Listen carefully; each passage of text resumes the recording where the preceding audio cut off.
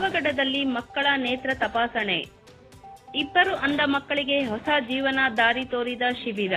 ಪಾವಗಡದ ಶ್ರೀ ಶಾರದಾ ದೇವಿ ಕಣ್ಣಿನ ಆಸ್ಪತ್ರೆ ಮತ್ತು ಸಂಶೋಧನಾ ಕೇಂದ್ರ ಹಾಗೂ ಸ್ವಾಮಿ ವಿವೇಕಾನಂದರ ಸಂಘಟಿತ ಗ್ರಾಮಾಂತರ ಆರೋಗ್ಯ ಕೇಂದ್ರಗಳಲ್ಲಿ ಪ್ರತಿ ಮಾಸದಂತೆ ಇಂದು ಮಕ್ಕಳ ನೇತ್ರ ತಪಾಸಣಾ ಶಿಬಿರ ನಡೆಯಿತು. ಬೆಂಗಳೂರಿನಿಂದ ಆಗಮಿಸಿದ ಮಕ್ಕಳ ನೇತ್ರ ತಜ್ಞೆ ಡಾಕ್ಟರ್ ವಸುಧಾ ನರೇಶ್ ಮಾರ್ಗದರ್ಶನದಲ್ಲಿ 27 ಮಕ್ಕಳಿಗೆ ಚಿಕಿತ್ಸೆ ಮತ್ತು ಔಷಧೋಪಚಾರ ನೀಡಲಾಯಿತು.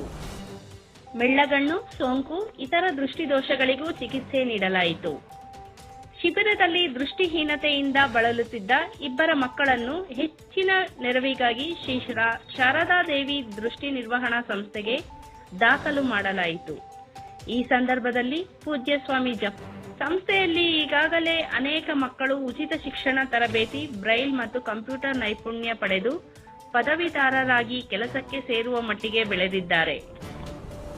ಪಾವಗಡ ತಾಲೂಕಿನ ದೃಷ್ಟಿದೋಷಿತ ಮಕ್ಕಳಿಗಾಗಿ ಉಚಿತ ಶಾಲಾ ವಾಹನ ವ್ಯವಸ್ಥೆಯು ವರ್ಷಗಳಿಂದ ಮುಂದುವರೆದಿದ್ದು, ಮಕ್ಕಳನ್ನು ಪ್ರತಿದಿನ ಗ್ರಾಮಗಳಿಂದಲೇ ಕರೆತರಲಾಗುತ್ತಿದೆ. ಪೋಷಕರು ಮಕ್ಕಳ ಆರೋಗ್ಯ ಮತ್ತು ಭವಿಷ್ಯವನ್ನು ನಿರ್ಲಕ್ಷಿಸದೆ ದೋಷ ಕಂಡ ತಕ್ಷಣವೇ ಚಿಕಿತ್ಸೆ ಮತ್ತು ಶೈಕ್ಷಣಿಕವಾಗಿ ಸಂಸ್ಥೆಗಳ ನೆರವು ಪಡೆಯಬೇಕೆಂದು ಸ್ವಾಮೀಜಿ ಜನರಲ್ಲಿ ಮನವಿ ಮಾಡಿದ್ದಾರೆ.